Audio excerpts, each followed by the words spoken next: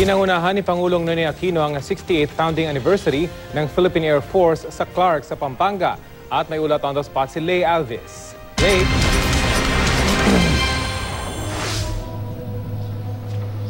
Rafi, pinangunahan nga ni Pangulong Aquino ang pagdiriwang ng ika-68 anibersaryo ng Philippine Air Force dito sa Clark Air Base sa Pampanga.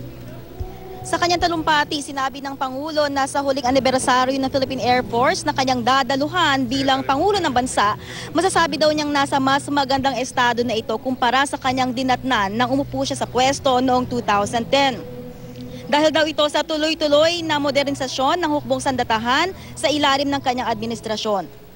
May mga parating daw na bagong aircraft na magpapalakas pa sa kakayanan ng Philippine Air Force. Kasabay daw nito ng pagtugon ng pamahalaan sa mga pangangailangan ng mga kasundaluhan gaya ng pabahay at subsistence allowance.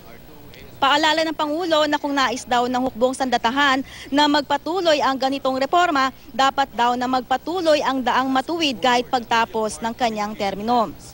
Sa ngalan ng sambayanan ay nagpasalamat ang Pangulo sa serbisyo ng mga miyembro ng Philippine Air Force. Nagpakitang gilas naman ng Air Force sa kanilang aircraft formations at paratroop drop kung saan 68 paratroopers ang tumalon mula sa mga C-130 aircraft. Pinangunahan din ng Pangulo ang paggawad ng parangal sa ilang piling kawani ng Philippine Air Force. Sa mga oras na ito, Rafi, ay nakaalis na ang Pangulo dito sa Clark Air Base. At yan muna ang pinakasariwang balita mula rito sa Clark Air Base, Pampanga. Balik sa iyo, Rafi. Maraming salamat, Lay Alvis.